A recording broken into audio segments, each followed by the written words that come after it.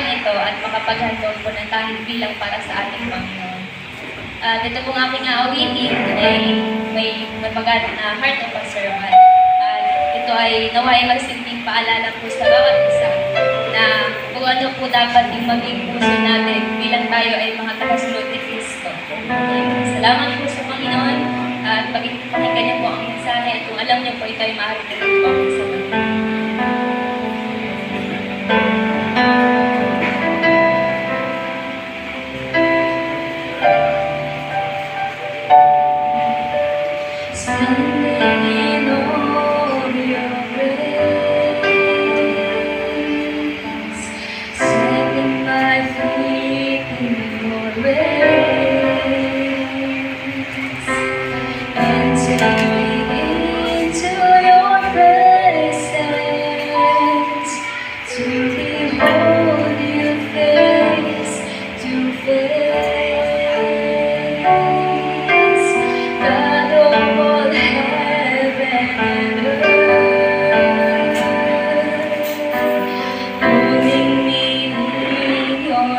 Baby